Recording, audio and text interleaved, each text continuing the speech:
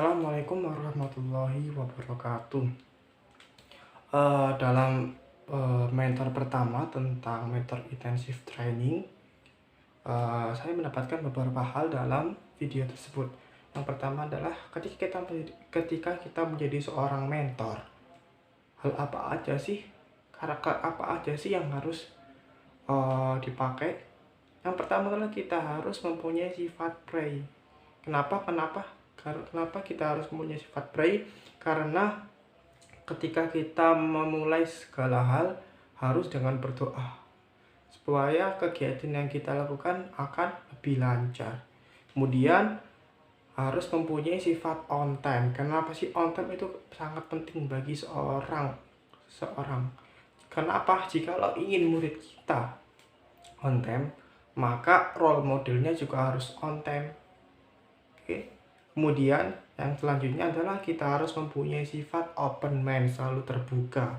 Kenapa kita harus open mind? Karena kita juga mentor, juga masih belajar, karena kita masih pemula juga, terus belajar dan belajar terus.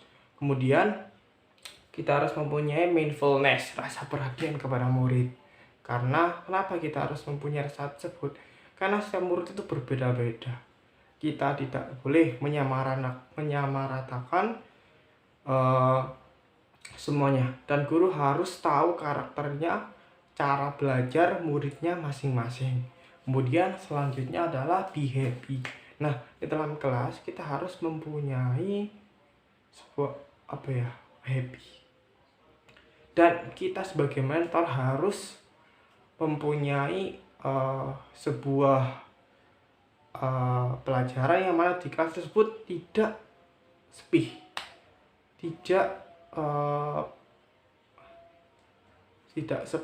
tidak bagus. Harus mempunyai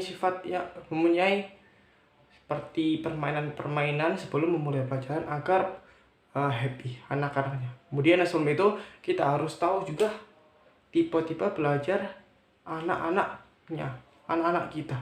Di antaranya adalah yang pertama adalah ada gaya belajar anak auditori. Nah, anak auditori yaitu anak yang cepat memahami dan mempelajari sesuatu hanya dengan mendengarkan. Nah, gaya belajar anak ini cocok untuk mereka yang suka menghafal. Nah, dan juga anak dengan gaya ini, belajar anak auditori ini sangat mudah menyerap atau merekam apa yang mereka dengarkan, termasuk cerita, dan ia sangat mampu menjelaskannya kembali dengan baik, dengan bahasanya sendiri, dengan sempurna. Dengan ciri-ciri gaya belajar anak auditori itu seperti ini. Yang pertama adalah mereka mudah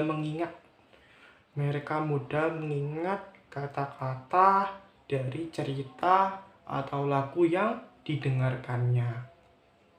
Kemudian Kemudian dapat mengikuti arahan dengan mudah. Kemudian mampu mengulangi frasa atau komentar yang didengarkannya dengan baik. Dan ada juga kelemahannya juga belajar anak auditori ini. Dan kelemahannya adalah sulit konsentrasi di tempat yang ramai. Anak dengan gaya belajar auditori ini membutuhkan beberapa hal.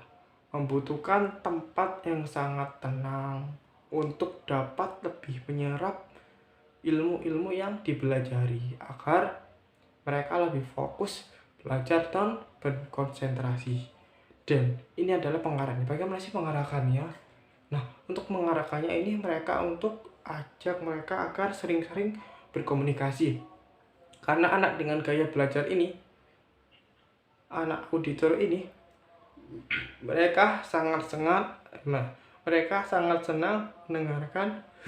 Semakin sering guru mengajak anak dengan belajar ini, semakin guru sering mengajak anak dengan belajar anak auditor ini berbicara dengan berdiskusi, semakin banyak informasi yang direkamnya. Dan juga sering-seringlah membacakan buku cerita atau bahkan dongeng karangan gurunya sendiri atau dengan gaya belajar anak-anak auditor ini, agar mereka senang menceritakan kembali apa yang guru sampaikan. Kemudian apalagi sih yang harus dilakukan sebagai guru untuk pemula? Nah, dan juga anak dengan gaya belajar anak auditor ini cenderung mudah menghafal apa aja. Contohnya menghafal teks bahasa Inggris, menghafal lagu, menghafal guru menyampaikan, menghafal hal-hal baru, menghafal tentang warna, tentang huruf, suara-suara hewan, dan yang lainnya. Dengan begitu diharapkan dengan tipe belajar anak auditor ini, tiap hari anak dengan gaya belajar akan mendapatkan lebih pelajaran baru lewat lagu-lagu atau buku-buku yang didengarkanlah dan dibacanya. Dan yang kedua adalah gaya belajar anak visual dengan gaya belajar anak visual. Nah, anak belajar dengan gaya belajar anak visual ini, mereka mudah menyerap informasi atau memahami sesuatu dengan cara melihat. Ia bisa memaksimalkan kemampuannya hanya dengan memperhatikan gambar-gambar atau apapun yang dilihatnya. Anak-anak yang memiliki gaya belajar anak visual akan lebih semangat jika mereka diberi kesempatan untuk melakukan sebuah presentasi menggunakan gambar-gambar, video, dan mereka juga antusias dengan diagram-diagram atau apapun, atau sebuah mind mapping. Nah, mereka akan senang melakukan hal tersebut karena tipe belajar mereka adalah anak visual. Kemudian ciri-ciri belajar anak visual itu seperti apa sih?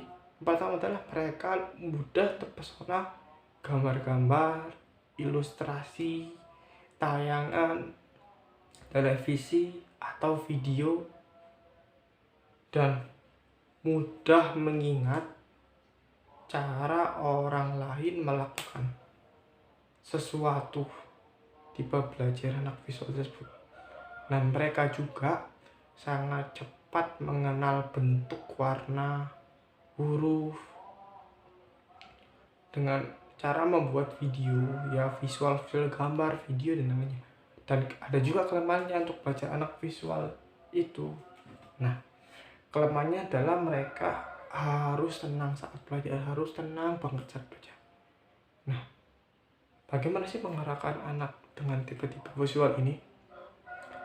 Yang pertama adalah rangsang kemampuan si murid ini yang memiliki gaya belajar anak tipe visual dengan memberikannya buku-buku yang bergambar dan berwarna, terus putarkan juga tayangan video YouTube, tayangan video-video televisi, atau video-video edukasi, sehingga ia memperoleh topik-topik baru untuk dikembangkannya sendiri, dikembangkan dan dipelajari sendiri, dan juga tunjukkan lewat gerakan-gerakan ketika mengajari anak dengan gaya belajar anak visual.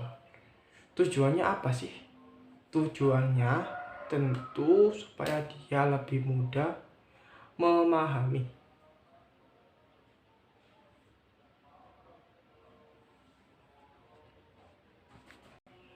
Maka dari itu, pentingnya kita memahami karakter anak. Dan terakhir adalah bagaimana sih cara menumbuhkan perilaku kepercayaan murid kepada mentor atau kepada guru-gurunya.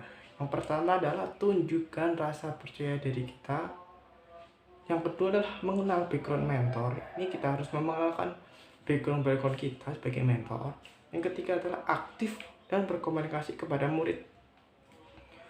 Kemudian menuliskan pokok dan bahasan juga, dan ekspektasi sebagai pelajaran itu bisa jadi apa sih nantinya. Kemudian yang terakhir adalah menjadi mentor yang dapat diandalkan dan selalu aktif berkomunikasi kepada muridnya. Oke, mungkin sekian dari saya, kurang lebihnya saya mohon maaf. Wassalamualaikum warahmatullahi wabarakatuh.